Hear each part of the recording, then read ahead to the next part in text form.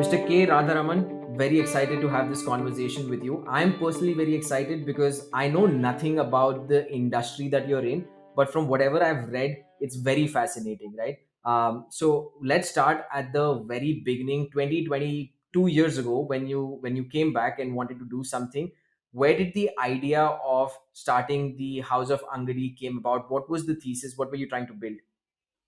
So that nice to be here. I'm very excited to be a part of your podcast, and obviously, very happy to share my learnings of the last 2 decades. To answer your question, when I came back from university in the US, I had a clear vision that I wanted to be an entrepreneur, but then I was not very clear about what direction that entrepreneurial journey would entail. My family has been in the business of textiles in one shape or form for a very, very long time, 600 years plus to be precise. So I think the family legacy was always a sort of inspiration for me in order to think of what I would do next. But it was not something that I had made up my mind about because I studied engineering, and most people in that period who took up degrees abroad tended to not return to India. Uh, so one of my motivations to come back to India in itself was my family's legacy in this trade. I had a very interesting conversation with my grandfather when I was, in India on a break midway through my stint in Cornell. And that conversation was an eye opener because up until that point, while I was aware of my family's legacy, I wasn't very, very sure about the specifics. And as he spoke to me, obviously he wasn't trying to recruit me into this, but he definitely had a very candid conversation where he spoke about his journey. And he was not a very educated man by today's standards. He was a matriculate, and he spoke only in Tamil. But he was a very wise man, and he was a person who had come to achieve a lot of success, not just for himself but for his community. And he spoke about the nature of our enterprise being a community based business, and he put the idea of entrepreneurs being custodians of society's wealth and not being owners of society's wealth into my head when I was young and impressionable. Now, look, it's fashionable to talk about CSR and those kind of initiatives today, but back in that time, it was all quite new to me, and I was definitely enamored by the whole concept of a social enterprise in one form. And so I thought that this is such an incredible legacy that we have, and that it deserves continuity. But then again, I was very clear in my mind that I didn't want to inherit a business. I wanted the legacy, but I didn't want a family business. And so I decided to sort of start my own venture. So the House of Angadi was born as an independent venture, even though it comes in the same industry or in the same sphere as my family has been involved in for the last 600 years. So that, in effect, was the beginning of the House Radha, of Angadi. you have this legacy of 600 years, and that's incredible. I thought my family business has a long history of 75 years. I thought, like, oh, wow, it's so fancy, oh, 75 years, but 600 years, that is incredible. So that means you guys have been in the textile industry for a very, very long time, and uh, you guys are probably pillars of that industry in your region. But one question that I have that's bothering me is that you said that you did not want to just inherit a business, that you wanted to build it from scratch. And that's something that a lot of family business people don't have that same thought process. They A lot of people are fine with inheriting a business, and that's me included. I'm inheriting a family business, and I have at times had the inclination that I want to go out and build something, which is why I'm also doing this podcast. But why did you feel that way, that I don't want to inherit a family business, I want to start something on my own? What was that thought process? So I think it is something which is very innate in me since I was a young child. It was actually a little bit of schooling from my mother, who was a very strong woman and who kept telling me that I should always be independent and learn to, do things on my own. I was also in many ways very sort of inspired by the story of self-made entrepreneurs. My father gave me this incredible book when I was, going off to university at the age of 17, which was called Business Maharajas, which sort of spoke about the business success stories of, Indian entrepreneurs. And of course, while many of those entrepreneurs are not necessarily people who built their businesses from scratch, there were definitely some outstanding examples in that book of such journeys. So I was always enamored and always inspired by those self-made entrepreneurs and those success stories. Uh, Also, the fact that I was schooled in the US, and America, as we all know, is a country of self-made entrepreneurs. The concept of inheriting wealth is something which many in American society tend to look down upon.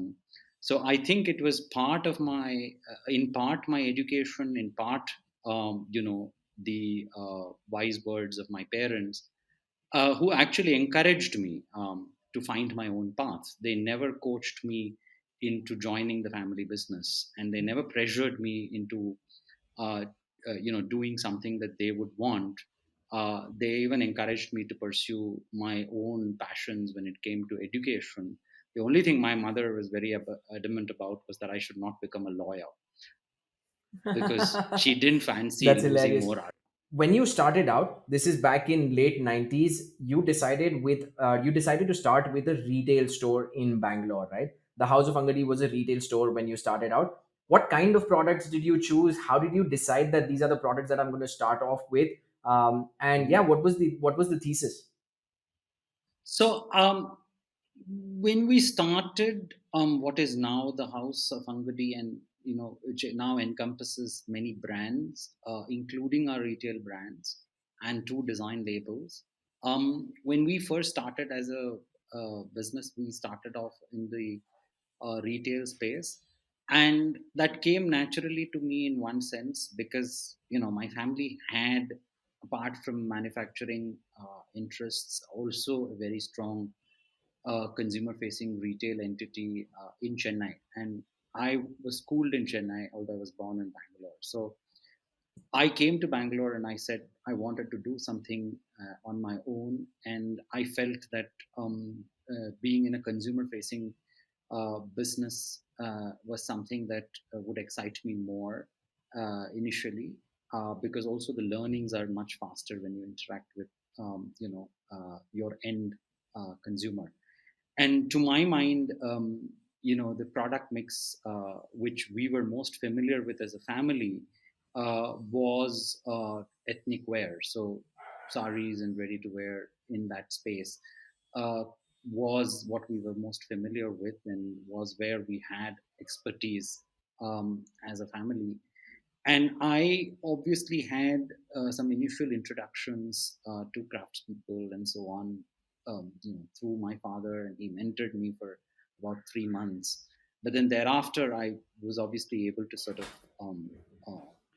understand the nuances of what kind of products and what would best fit a particular segment of retail, and also what would suit a particular kind of an audience.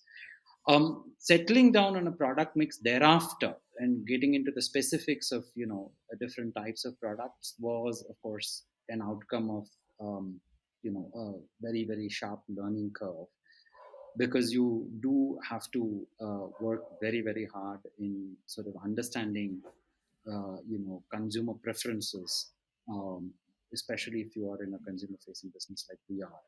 And therefore we had to kind of keep modifying and altering our product mix until we actually settled down on something which then became our bread and butter uh, for many years. But there were obviously lots of trial and error, and lots of hits and misses in that period of time. But the initial decision of what categories we would want to be in was relatively simple, because, like I said, we had a previous experience as a family in having dealt with handmade and hand woven Got it.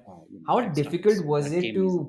to get the name out, right? Any sort of retail store that starts out, it takes a fair bit of effort to get the word of mouth sort of publicity, to get that trust built with the audience that you're catering to. How did you go about doing that back in 90s? No social media, no Instagram. How did you go about building that trust with the end consumer? I think that obviously, is a challenge. I mean, the nature of the challenge has changed today, but that is a challenge that most people definitely face, and it was no different for us. In fact, it was all the more difficult and all the more of a challenge because we were starting from scratch, and therefore nobody really knew anything about us. But one of the benefits of having started in a business, 20 years ago, pre dot com era. I mean, the dot coms had been around for some time by then, but nevertheless, it wasn't as prevalent as it is now.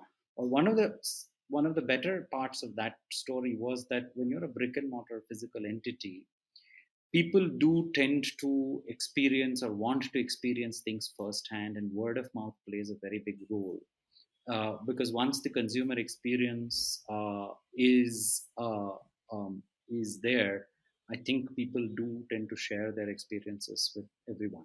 Now, the reverse is also true, that if the consumer experience is tainted in any way, it definitely tends to stunt the growth of your brand. So we were very very conscious that consumer experience is the key, that product quality is the key. I started out my retail venture in what was then a very, it was a purely residential locality of Bangalore, and it was considered, particularly a conservative part of town. And obviously, against the advice of many, well wishers, we started our first retail entity there. And my conviction was that product quality would drive audiences, and consumer experience would ultimately drive customers to frequent our space, and that proved to be correct. I mean, I'm not pretending that I had some prophetic vision and that somehow I could look into the future and predict that these things would turn out the way they did. But then I did have the conviction that product differentiation and the quality of product and consumer experience would ultimately determine the success of an enterprise. And basically, I took the location out of the equation, so to speak. So a lot of the success I would put down to the fact that we had an extremely sophisticated product for the time, and we were able to differentiate ourselves from our competition. And consumers who noticed that product differentiation and who had an appreciation of quality and design became very very loyal customers and spread the word around. Now, again, just to highlight one bigger challenge, we were also going against entrenched players, people who had been in this industry for many, many years, many, many decades. These are traditional businesses. So you don't necessarily come and upend, the existing structure of the marketplace that easily. So obviously there was a lot of challenge on that count. and we had to surmount all of those challenges as well. So, in sum, I think it was more about working on the product and the consumer experience and being able to offer that on a consistent day in, day out basis, which I think built the brand in the initial years. Not that we didn't work on advertising or marketing. Obviously, it was different back then because, as you said, there was no social media. There was even the use of the internet was limited. We still had other browsers, other than Google. Uh, I hope this doesn't make me sound very old, but the truth is we had other browsers. So, definitely there was, in a sense, the challenges were different. I remember having to actually go sometimes. We had, for instance, a sort of marketing tie-up with another retail company which was owned by the RPG group called Food World back then. And we had a tie-up with them. And I remember that the tie-up was that we would promote their store at our place and they would promote ours.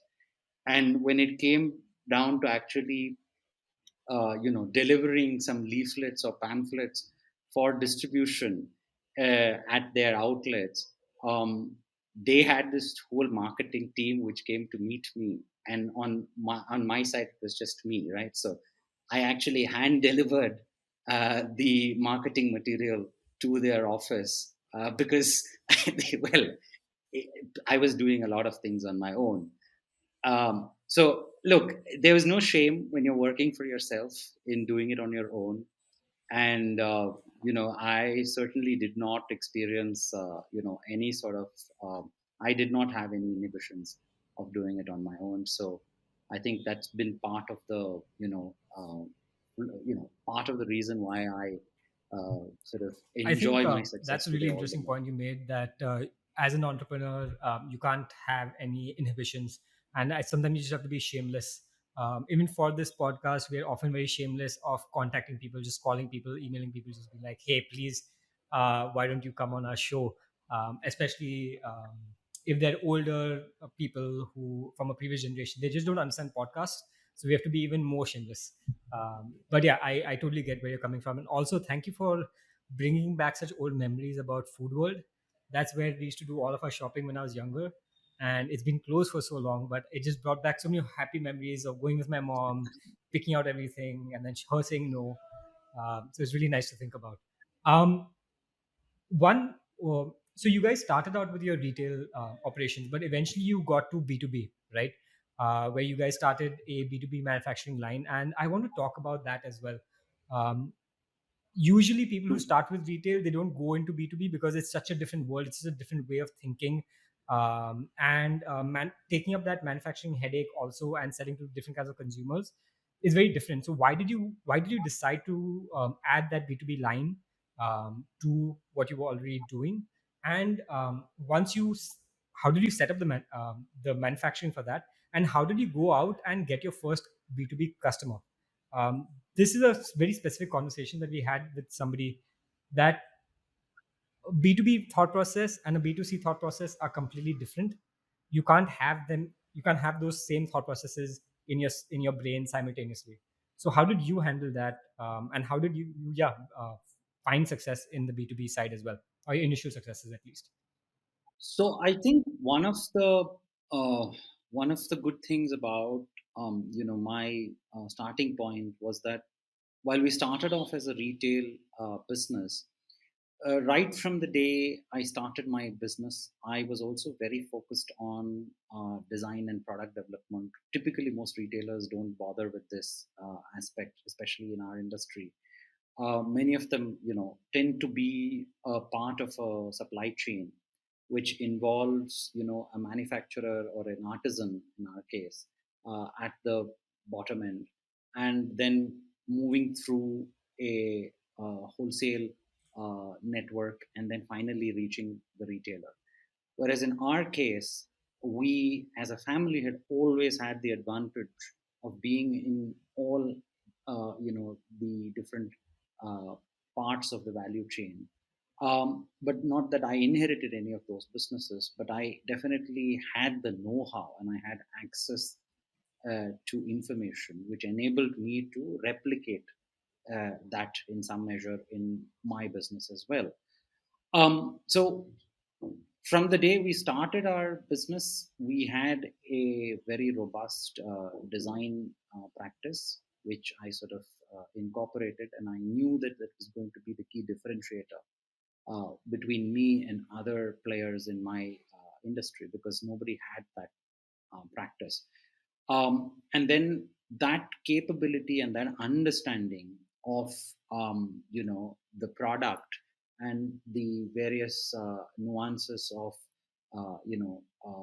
what we were making and what we were selling led to us wanting to expand our manufacturing capabilities. This was partly keeping in mind the future, but partly also because we wanted to sort of have the exposure to international marketplace and international market trends. And at that time, I think the world was evolving, where I think a lot of the manufacturing was moving out of Europe and moving into countries like India and China. Like I said, this is a long time ago, and therefore it may seem like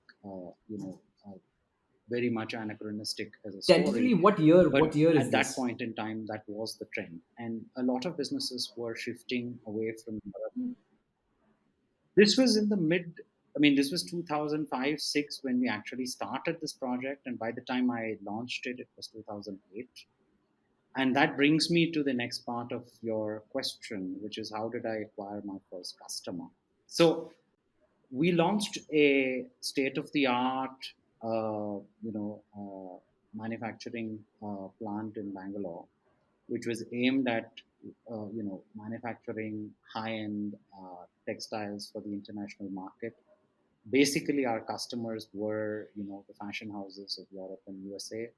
Some of them were in home textiles and some of them were in apparel. So you're talking about big names like the Louis Vuittons and the Armanis and so on of the world. And obviously, for us to be a part of that global supply chain was, of course, something that required a significant amount of learning and, of course, investment. But post that, my first experience my first client meeting was in New York, the day after Lehman collapsed. So the Lehman Brothers collapse was kind of the big moment, I think, that in the big point in financial history that will not be forgotten.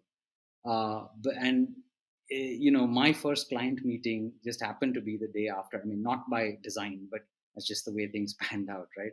The day after Lehman collapsed, and there was a pall of gloom like I had not experienced since the events of 9/11. So it was something of a huge setback for someone who is trying to cut his teeth in this global industry. When you go to a client meeting when sentiment had just nosedived to record lows. And I remember my first client, who was a Jewish American gentleman, as many textile business people in America tend to be, looking at me and saying, things are going to get a little difficult from here for you. So well, I was young, so I was a little fearless at that time. So obviously, it was a very, very, very sharp learning curve from there. Got it. The the fact that you were selling to LVMH, Armani, all of these, right? One way manufacturing facilities in India get set up is they produce mass textile, mass garments, and go through buying houses to eventually sell to whoever, right? There's no brand on the other side of it. But when you're talking about selling to these brand houses, you need to come with certain amount of credibility already. How did you, I'm still trying to figure out, how did you build that credibility? Because you had, you were a retail chain in Bangalore. establishing that global credibility that you can deliver on quality, you can deliver on the innovation, and you can deliver on so many other things that these large brands require. How did that come about, and how did you enter these places? And actually, before you answer that question, I have a segue to that question as well. You said that there was a steep learning curve, right? When you first took that first order, and then I'm guessing to deliver it, etc. What was that steep learning curve that connected your first order to finally working with brands like LVMH? What was that learning curve that connected those two dots? So there were two aspects to making a sort of entry. One was, as you said correctly, most businesses tend to enter, you know, by through those mass-produced channels, which are generally, easily consumed. They find easy takers. In the luxury business, however, things are different. The channels of distribution are very different. There is a lot of trust building and the relationship building which is required, because we are also expected to be extremely secretive about IP. So obviously, design globally is considered as intellectual property, and therefore there are exclusivity rights, and there is a lot of other attendant requirements that people have of us.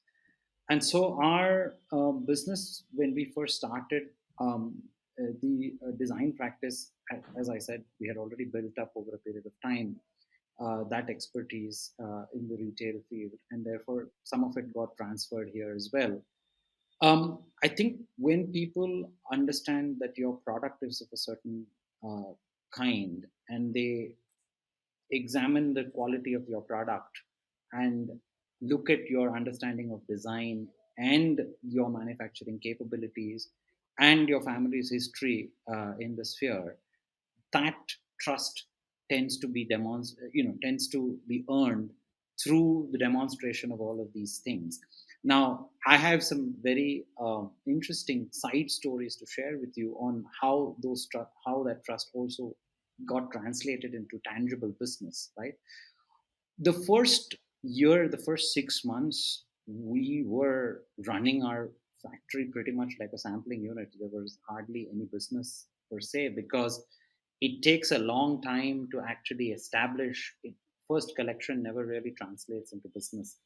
And we had that understanding when we went into it, and then we had to kind of fund ourselves for those first 6 months to 9 months, knowing that we would be able to find the first order only after 1 year after we started. So that was something that we had already understood and we had already factored into our business plan, because surviving the first year is always the most difficult in any new business. Having said that, I think this whole uh, the ability of convincing your clients to trust in you, to demonstrate the credibility, came from the quality of our product itself, which inherently was superior to what many of them were getting.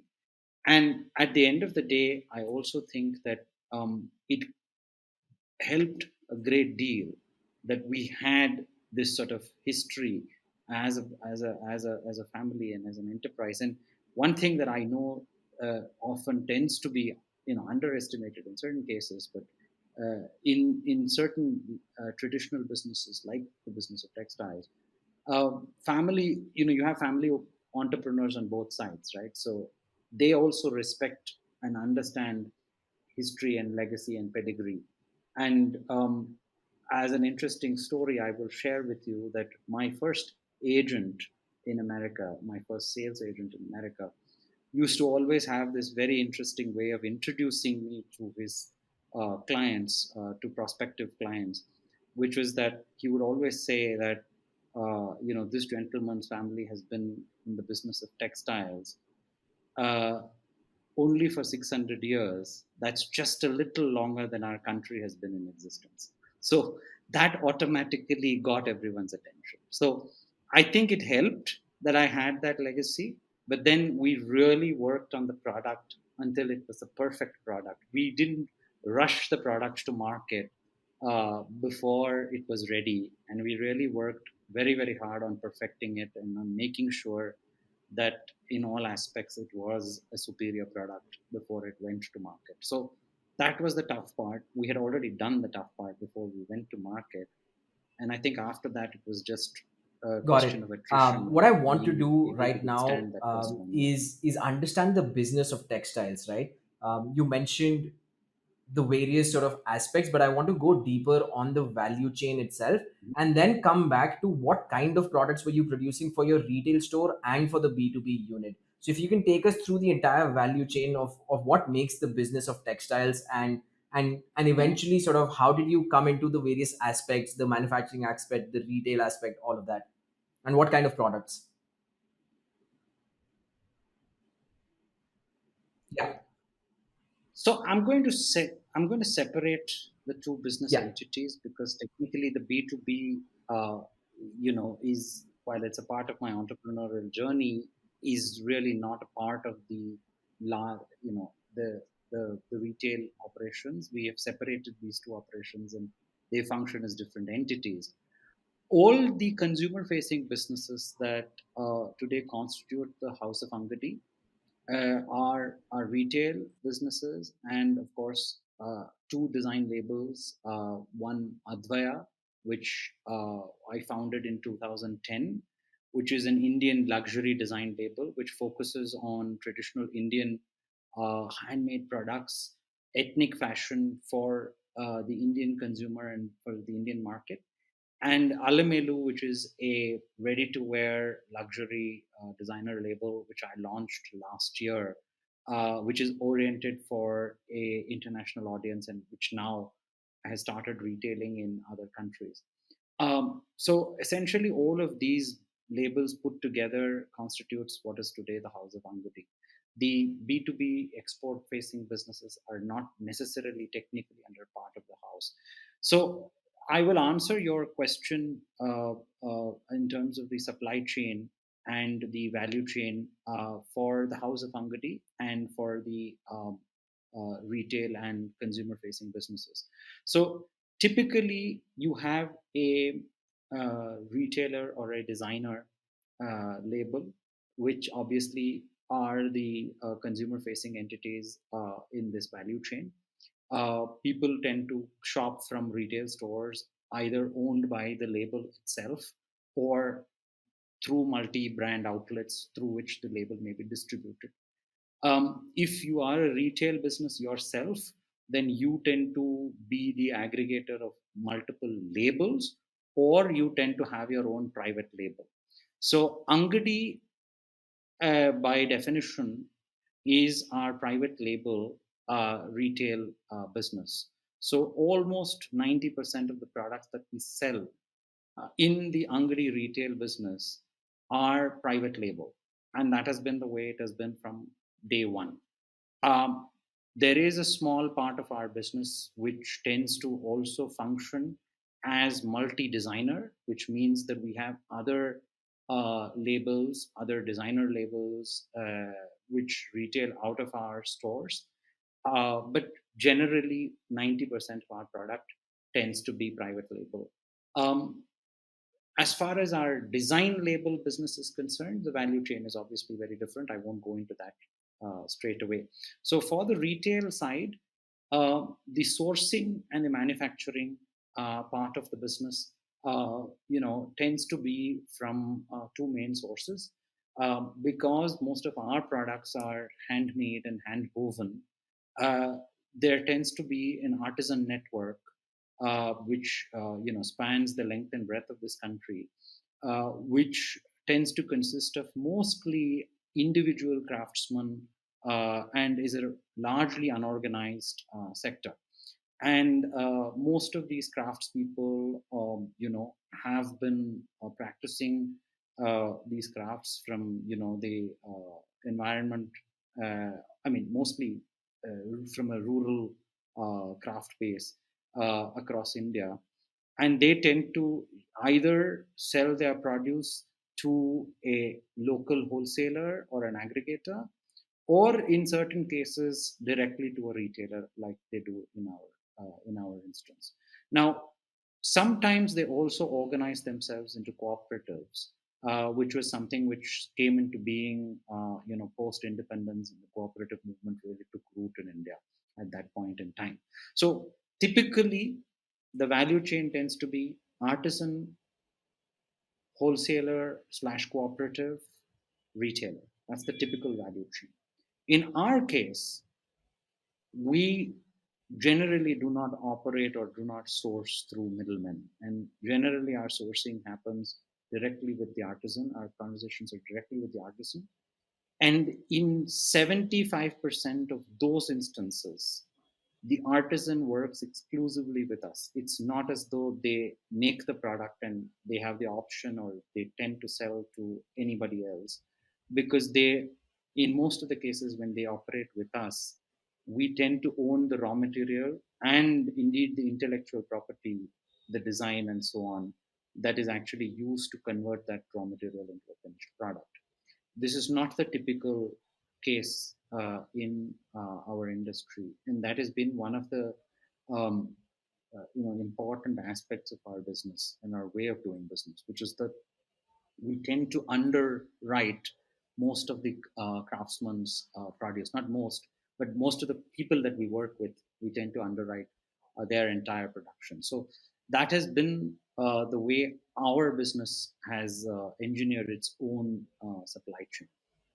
So, industry versus the House of Angadi, the key difference is that we tend to work in a contract manufacturing sort of an environment and a value chain, versus industry where they tend to source from aggregators and work with craftspeople who may or may not Okay, just So, to own quick the raw question over here. material and the design Sorry, Siddharth.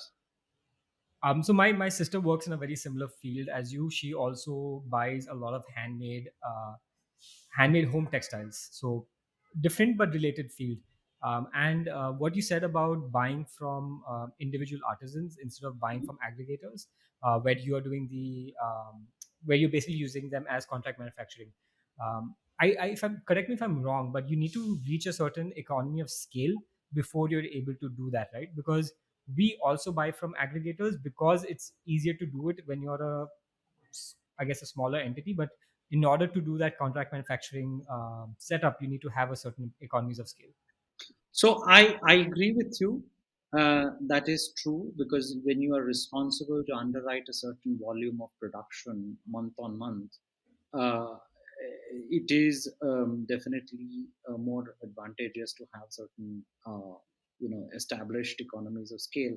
However, the beauty of handmade products is that every product is customizable to a great extent. So one of the key factors is the ability to provide useful design intervention, which is why the capability of being able to design became a huge differentiator between us and everybody else, because we were able to develop our products according to our own requirement, and therefore every product is almost uniquely commissioned. So it's not like you have to find 15 pieces of the same kind.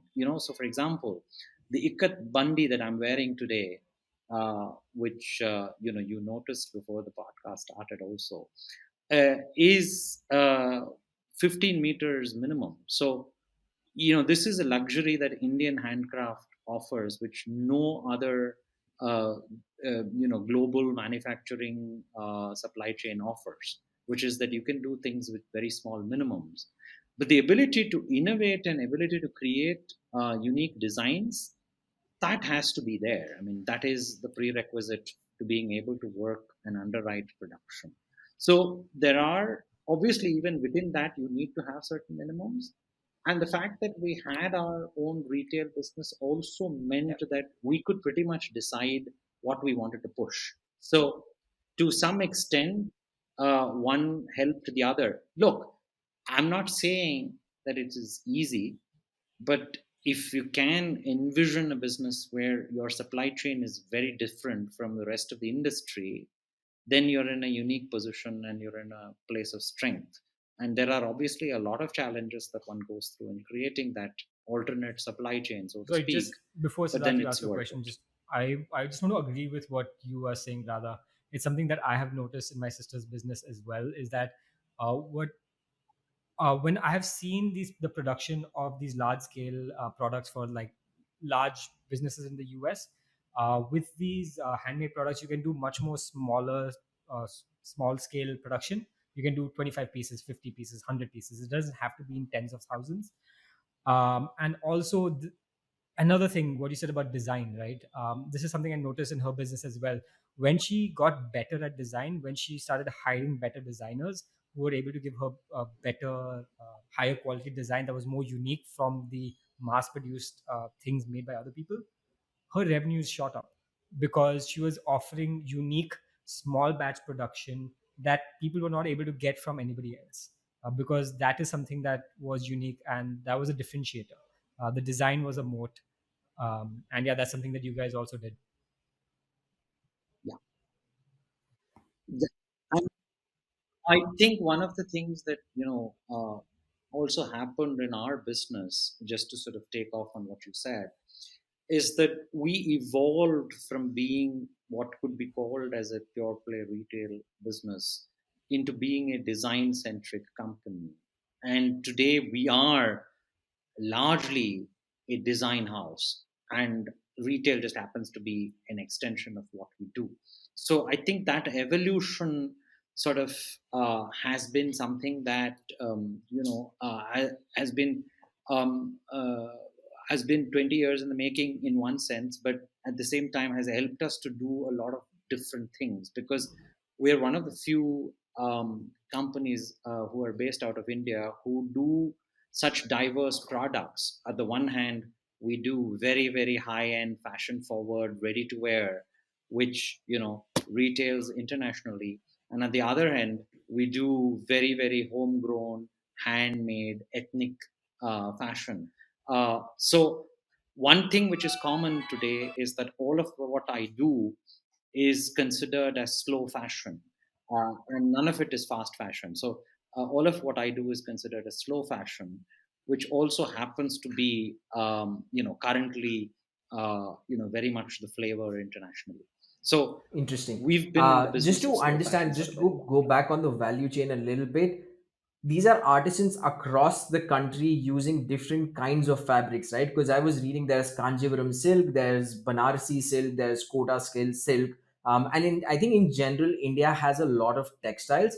So are these artisans Mhm. working in different regions, and a traditional retailer would just go to these places, buy some products that they think is right, and sort of get it?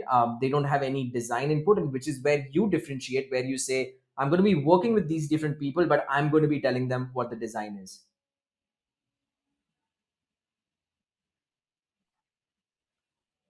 I'll repeat. I'll Sorry, I repeat the entire lost the question just to last part maintain of your flow. question, Siddharth. So from what I You were understand saying of the value to chain, retail. it's not like Yeah, one product that you can just source yeah, from different artisans, right? India has a rich sort of variety of textiles. There's Kanjivaram silk, there's Banarsi silk, there's Kota silk, and I'm assuming there are artisans sitting across these places. And a traditional retailer who doesn't have an input into design would just go to these places, buy whatever they think is what they need, and then just get it to their store. And how you do it differently is you own the design itself. You tell them what to produce, and they end up producing it for you, right?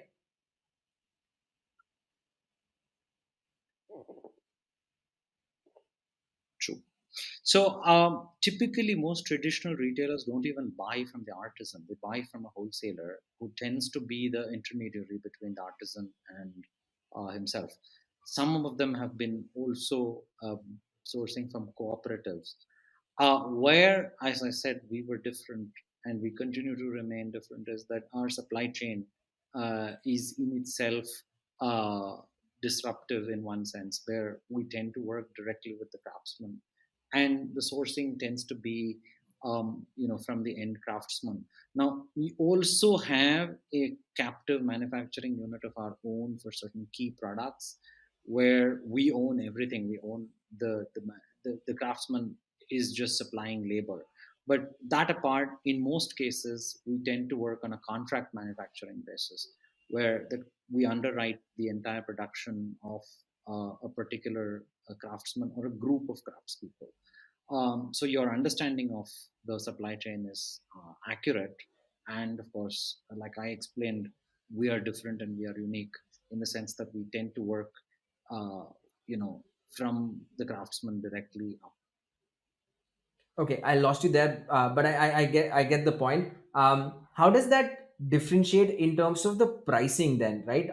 The people who are buying from these wholesale aggregators, I would think, because there's an additional margin of the wholesale aggregator, they're buying it at a much more expensive price than you are, or because you have the input on design and stuff like that. Do the costs rise for you also? I'm just trying to understand how the pricing works in both these cases.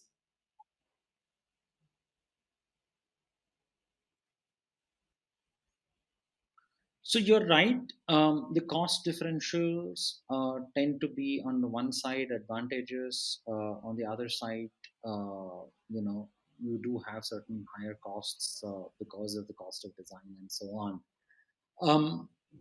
It's really dependent on the product that we are addressing. So, for example, products which are high value add tend to demand greater design input, and therefore also tend to require more variety in terms of design. So if you are buying something which is being sold at a retail price of say 50,000 rupees per unit, obviously you don't want to see 15 pieces of the same kind, right? No consumer also wants to see something like that. It has to be unique. And so there tends to be more justification for design development and greater amount of design development and greater amount of R&D, and therefore the pricing really tends to be different for something like that, as opposed to something which is 5,000 rupees per SKU. uh, the amount of design intervention required there is relatively less.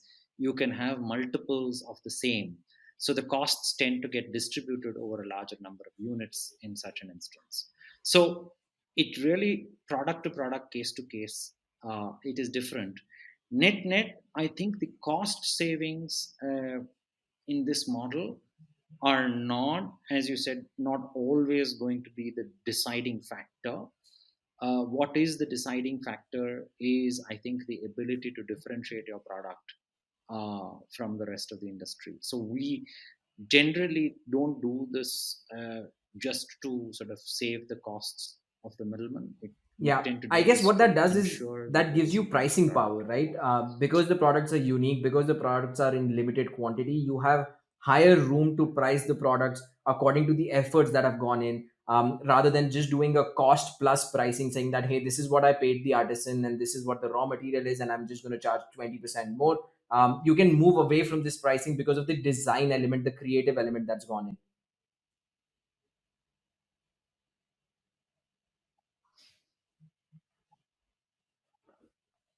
True, absolutely. That's one of the biggest advantages that we enjoy when we are involved in the design process, because the pricing power that comes with a truly differentiated product is obviously much higher than if you are dealing with commodified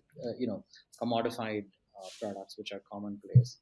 And that is definitely one of the advantages just that a just we a flip side to tend close to this close enjoy out this discussion relative to the is industry. what happens when you produce a batch that doesn't take off, right? That doesn't find takers, when you get some sort of understanding of the design wrong. Is that sort of cost, what happens to that product in the supply chain? Are there reselling markets for that? How does that work out if you're not able to move a certain product?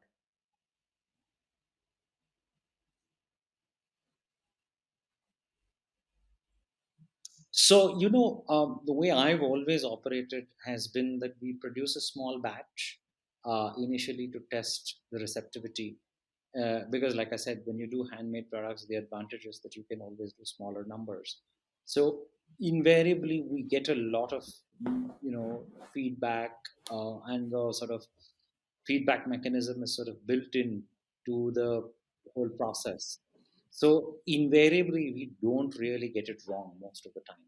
And I think we are one of the few businesses, um, in fact we're one of the few retail businesses that have never been on sale in the Got last it. 20 years. We've Sorry, never sorry, sorry, discounted sir. our products, Sorry, sir. never had to. Just a follow up question on this to close out the discussion. What is the average batch size that you produce once you validated a product? And just to understand for our listeners, to sort of put an anchor, what's the average selling price of the products that you have? And it'll probably differ according to the different labels. But if you could just give us a fair sense of what that is.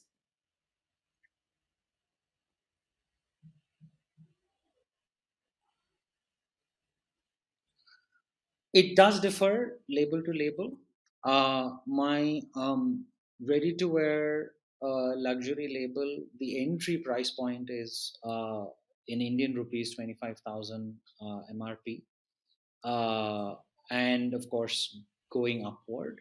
Uh, for my Advaya Indian luxury design label, again, the entry price point is 20,000 plus. And of course, everything is pure silk and real zari and all of that. But obviously, we do a lot of high end bridal uh, products as well. So the MRPs tend to be north of 50,000 per SKU in that particular category.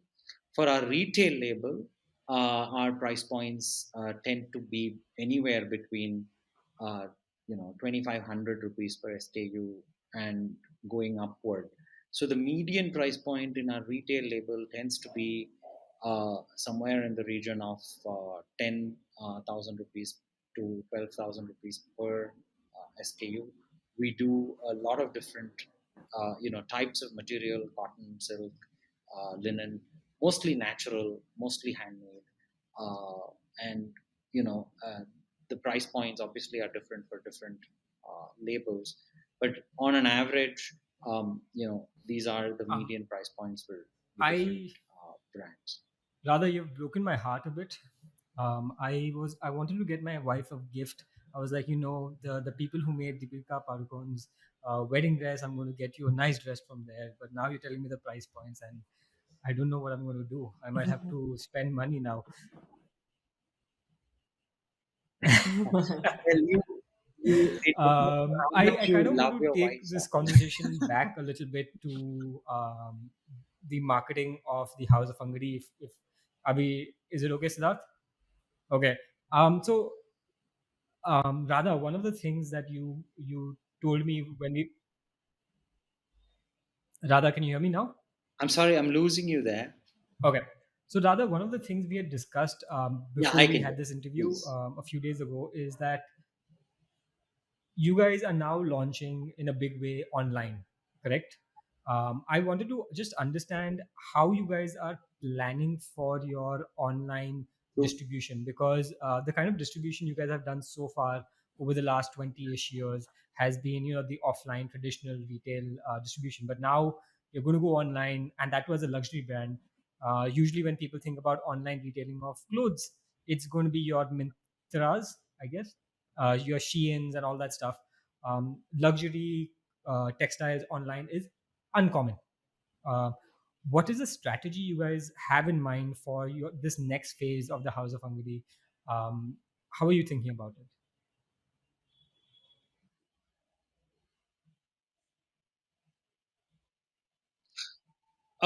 So, I mean, I'm not at liberty to give you everything, but I can tell you two things about our e-commerce play, which I think is something which will also evolve, I'm sure, as we go on.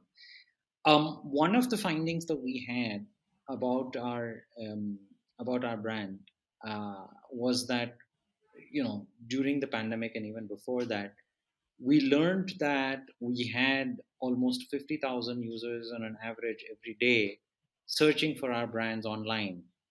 And that was a real trigger for us to take this very seriously. One of the reservations that we had about entering the online business was the whole issue of how designs tend to get copied very easily online. And it's not that it won't happen when you are a brick and mortar business, but it's much easier when things are online because even price discovery is much easier. So commodification of products once they're online is a big concern for players like us who have invested a lot of work in creating the whole alternate value chain that I just talked to you about. Having said that, it's also a challenge, it's also an opportunity for us to really prove our metal as a design house in one sense, because now we know that the products that we will sell online will get copied. So therefore, one of the challenges that we have is to innovate even faster and to differentiate, continue to offer differentiated products to our audience. I think that one of the big learnings in the last 2.5 years has been that as a brand and as a company, we've had this ability to respond to various challenges. Whether it was the pandemic or whether it was something else. Um, because of this great capability that I spoke about, which is the design capability. And I think that is something which will be put to test when we go on to this model. Because, like I said, one of the biggest challenges that we will have is commodification. And the other side, we also know that that is a challenge that we will have to respond to in in a manner of speaking, by creating new designs at a faster rate than it was previously. The second thing that we definitely feel will happen when we go online is that we think that online is a great platform to announce brand presence and to sort of help us also seed customers, future customers in other geographies. So we're looking at the online business not just as an independent business entity, which it definitely will be, but also as a funnel and a channel for our brick and mortar business. And I think the third thing for us, which is I think also a outcome of the digital marketing channels that are currently existing, is that the more you spend on digital marketing, the value capture only happens if you have at least a limited online presence. So while the designer, and the creative entrepreneur in me tends to be a little leery of the commodification of design when you go online, the business part of me says that it's something that we need to do in order to enhance visibility and to also achieve some amount of value capture. Because if you are advertising on social media, the customers ultimately need to be able to transact with the brand, and they feel that the experience is only complete when they transact with the brand at some level. And hopefully they'll be able to do that online first, and then when they seek a greater engagement with the brand, they may end up shopping with us offline. So we're looking at online from a different lens, and of course the coming months and years will tell us if we can do to online what we did to the offline world, I just want which to is quickly hopefully note one provide of a the things that you disruptive said solution. is you said that 50,000 people were searching for you online per month. And this is a question, this is a blog that I had very recently read, is that one of the best ways that you can do SEO, which is search engine optimization, where people go to your page more and more, one of the best things that you can do is be a brand that sticks in people's mind. Because if you look at most websites, so this is true for all of the websites that I have, the most clicks that I get are from people searching for my brand. So the more people know your brand, the better branding that you do, the more people are going to come to your website. Another interesting thing that you had said was that you basically want your website to be the top of the funnel, and that top of the funnel will help people learn more about your brand. They might not necessarily buy online, because buying a 25,000 rupee dress online is a little bit of a difficult thing to do. But eventually, you want them to come to your store. Sorry, Siddharth. So you wanted to add something? No, just I have a few other questions. You can close this thought out. Okay, I mean that's essentially the end of my thought. Okay. But yeah, I think we're coming to now towards the end of the discussion. Rather, Yeah, I have a few we've more taken. questions just to close out a few open threads that we have. One, the first question, and this is we're going to put it back when we were discussing the B2B. I wasn't very clear on what kind of products are you creating for B2B, and is it silk based products, which is where your expertise really comes in? Yeah, but just wanted to understand what kind of products are you creating for the B2B segment.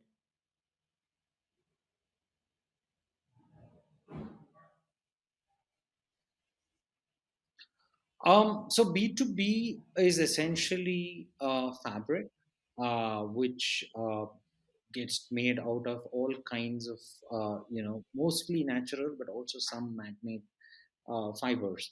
So they tend to be basically the fabrics that are used in global fashion. So they tend to be, like, say, for example, the satin that is used in bridal gowns, in couture bridal gowns around the world. It tends to be the sort of, jacquard that is used in, drapery, uh, in luxury hotels and, you know, uh, palaces and so on. So the product is all essentially fabric. None of it is finished. We don't do stitched garments in our B2B business, but all of it tends to be fabric. I am principally a textile designer, so most of my work is on the textile itself. Got it. So most of our And product on is in that. the entire point of using the website as the top of the funnel, from a physical location perspective, from what I understand, the House of Angadi is based in Bangalore primarily, right? The international brands, do you have your own stores there, or do you go through multi-brand outlets to take your international brands out?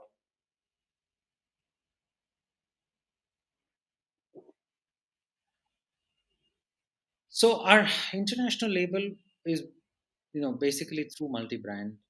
We have not yet acquired the capability to, venture the capability, or I would say the courage to venture out on our own, with our own physical brick and mortar stores. Got it. Hopefully, So a that will follow-up also question to happen. that then is, we were, as we were speaking earlier, there were interest from venture capitalists and investors who wanted to put in money. And one way I could think about this is you could expand the offline footprint itself from being just in Bangalore to various parts of, the various metro cities in India, and maybe even a few metro cities globally. Did you ever consider expanding the physical footprint? And if so, why didn't you go down that route?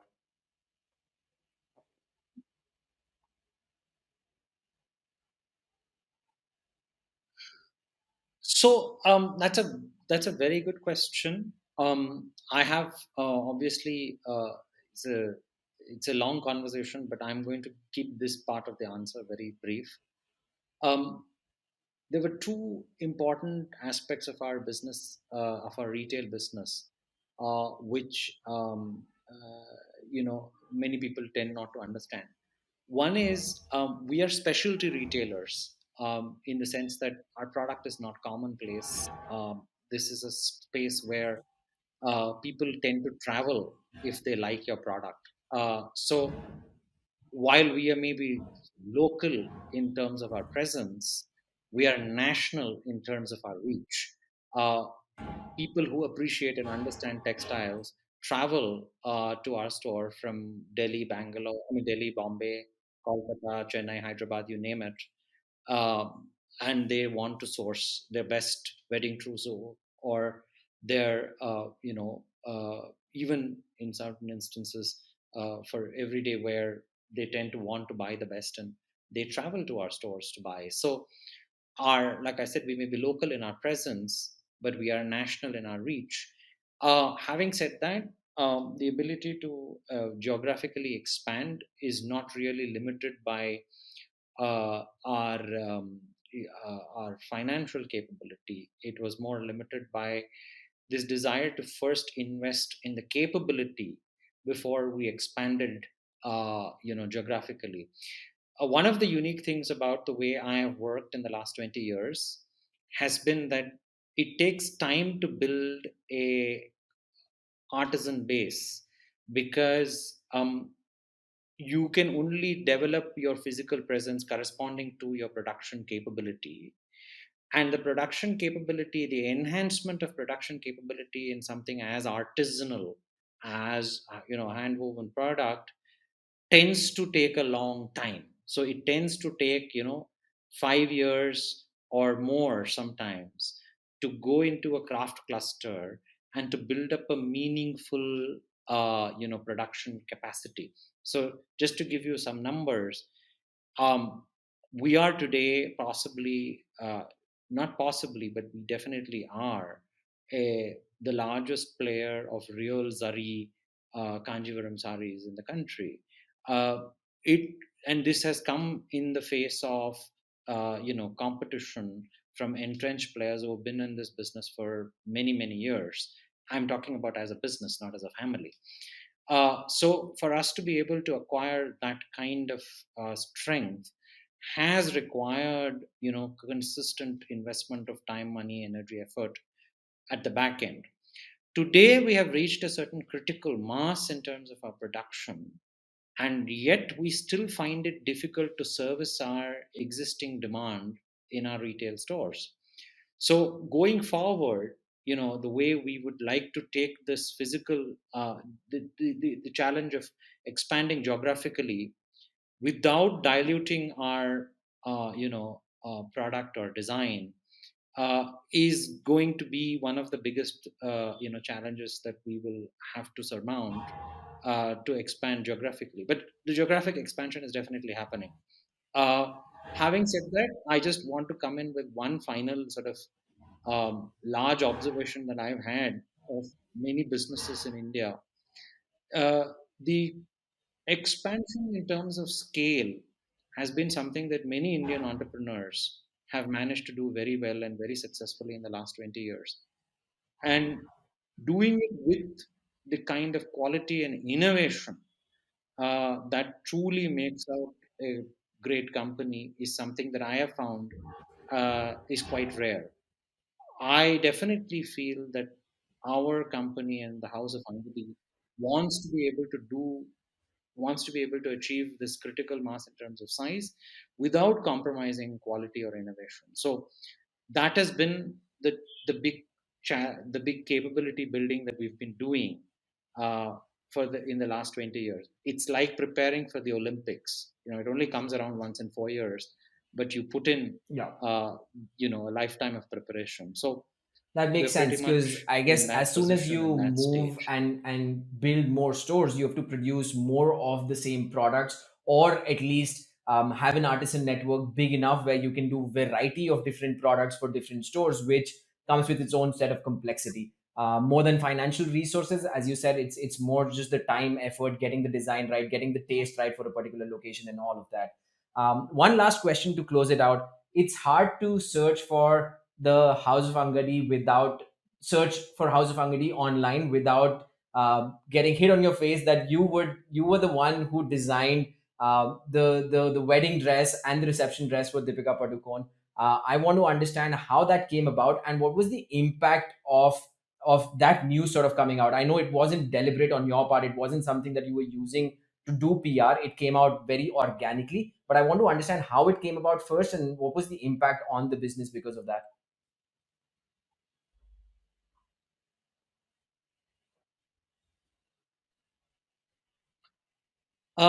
So I think this is a question that I get asked a lot. So my answer is the same every time. She uh, look, we've had this reputation of being, of catering to many important clients. It's just that we never advertise it because we don't have any commercial engagements with them to publicize the fact that they wear our products. Like I said, that's why this also happened to come out by accident and not by design. It wasn't until somebody took credit for Wait, wait. So you're telling, uh, sorry, the sorry. work that I Just to actually spoke clarify, up. you're telling me that But when the that pictures and aside, I everything came think out, the somebody just took credit for the dress.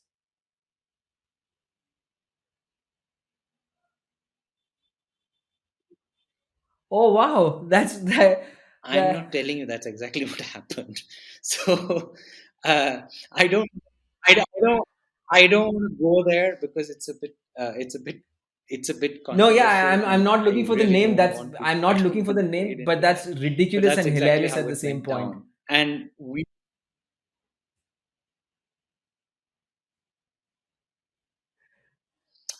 yes, well, it happens. So, so it happens, and I think that finally, I had to correct that impression.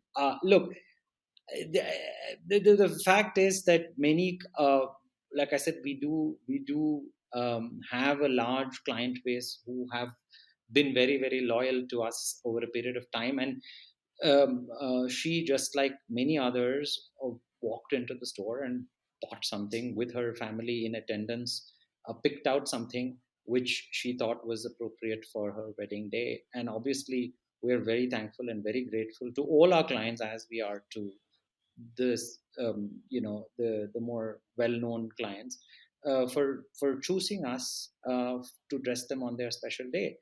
But I think the most important aspect, I mean, to answer your question about the uh, impact that that news had on business, was that it gave us a lot of media attention. It didn't really change the way we operated or the way we functioned, right? Because there is a reason why somebody chose to buy from us. And please remember, the business of dressing celebrities on their special day is a is a different business altogether. There are commercial considerations in certain instances, not always, but there are commercial considerations in many instances. And we as a house have always shied away from such deals. We've never really wanted to sort of advertise our product in that way. We've always tended to say that consumers will recognize a good quality product and will favor us with their patronage if we are truly unique and truly special.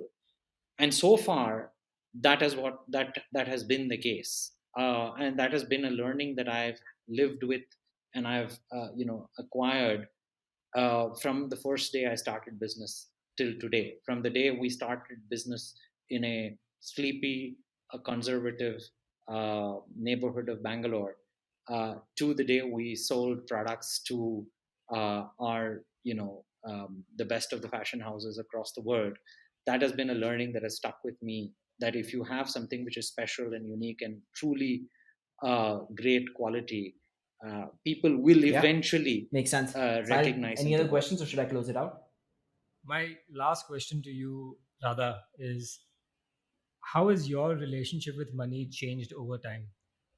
Because obviously, as a 20 something starting out your own business versus now where you're running a successful business, multiple businesses of your own, how has your relationship with money changed? I know that I had an unhealthy relationship when I was young, and it's changed over time. What about you?